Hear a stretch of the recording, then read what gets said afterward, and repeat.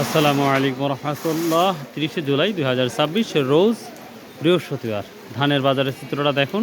প্রায় 2 ঘন্টা আগে আসছি, তারপরেও ধান আসা নাই বললেই চলে। দু একজন হয়তো আসছে।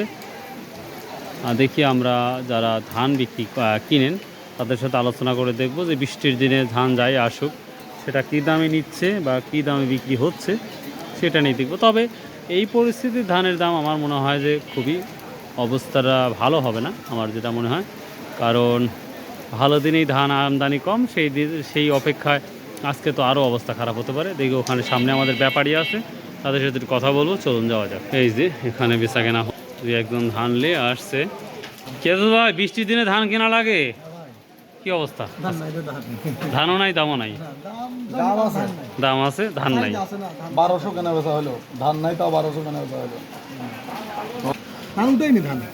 তা তো বুঝতে পারি না, উঠলে আর ভালো মন্দ বুঝবো কি? পাটে ধানে আমদানি নেই, আর কি বলবো, কিছুই বলার ভাষাও নাই। আমদানি না থাকার কারণে ধান সম্পর্কে সেভাবে বিস্তারিত কিছু আলোচনা করতে পারলাম না, এই জন্য দুঃখিত। তবে ওই 1200 1250 এটাই দাম, প্রকৃত দাম। কিন্তু ধান না আসার কারণে আমরা সঠিক দাম দিতে পারতেছি না। আগের বাজারটা যদি মিনিকেট বলি 1400 1450, বা অন্যান্য ধান যতগুলো ধান আছে, গুটি সোনা বলেন, খাটো 10 বলেন, সেম দাম। তবে আমদানি নেই, আজকে তথ্য নাই। বরং আপনারা আজকে যারা ভিডিও দেখতেছেন তারা আমাকে তথ্য দিবেন, আপনাদের অঞ্চলে কোনটা কী দাম যাচ্ছে সেটাই আপনারা জানিয়ে দেবেন ইনশাল্লাহ। সো সেই আশায় থাকলাম। ভালো থাকবেন, সুস্থ থাকবেন। আসসালামু আলাইকুম রহমতুল্লাহ। ইনশাল্লাহ। আর বৃষ্টির দিনে যে আপনাদের নিউজটা দিলাম সেই স্বার্থে প্লিজ আপনারা চ্যানেলটা সাবস্ক্রাইব করার পাশে থাকবেন। আসসালামু আলাইকুম রহমতুল্লাহ।